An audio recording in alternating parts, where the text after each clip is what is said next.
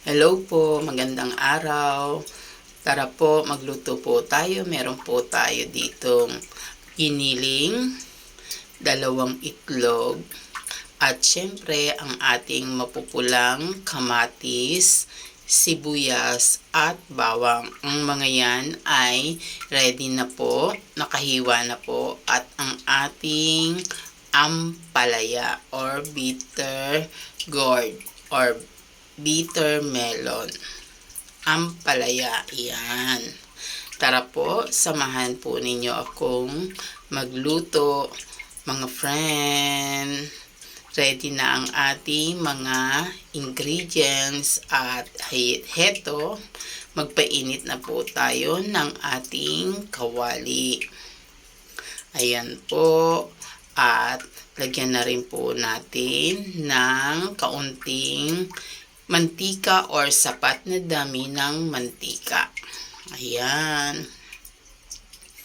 At ilagay na po natin ang ating bawang. Ayan. Haluin po natin ha. Huwag po nating hahayaan na masunog. At sunod na po natin ang ating sibuyas. Ayan. Ang bango na po niya, mga friend. At syempre, ang ating mapupulang kamatis. Ayan po. Ayan. Ang gusto ko po sa kamatis, yung talagang nadudurog po siya kasi doon po lumalabas yung kanyang linamnam o sarap. Ayan. Kaya kung mapapansin nyo po, ay pinipisat ko po ang kamatis. At gustong gusto ko po talaga ay yung mapupula po siya. At syempre, isunod na po natin ang ating giniling. Ayan po. Yan, halu-haluin po natin, mix po nating mabuti. Huwag po nating hayaan na manikit sa kawali or masunog po siya. Lagyan po natin ng kaunting paminta or sapat lang po ayon sa dami na gusto ninyo. At syempre, mix po natin, haluin po natin ang ating niluluto. At isunod na po natin ay ang takpan po muna natin para hindi po siya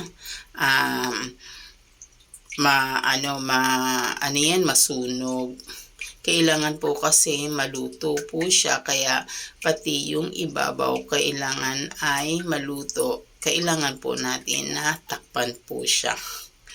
Ayan, halu-haluin po natin, mga friend. At syempre, ang ating ampalaya. Ayan, ang ating masustansyang ampalaya.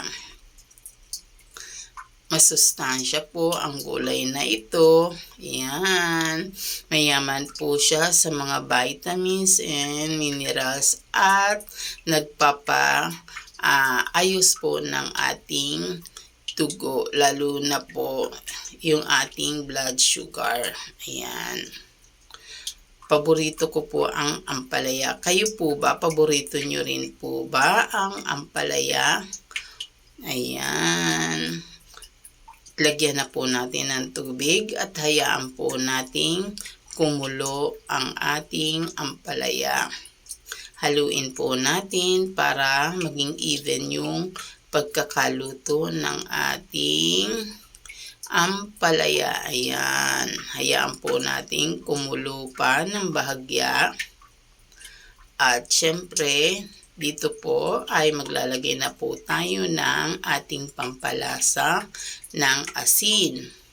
At kung meron pa po kayong nais ilagay, ay nasa inyo na po kung ano pa po ang inyong mga pampalasa na gustong ilagay.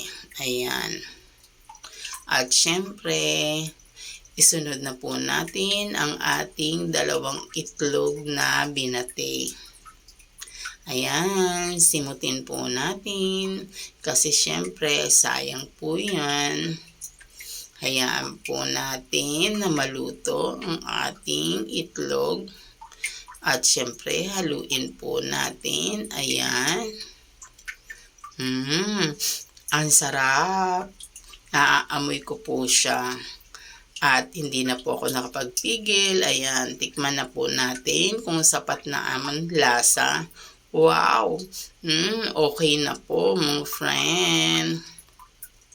Ayan, sarado na natin ang apoy. At heto na ang ating ulam for today.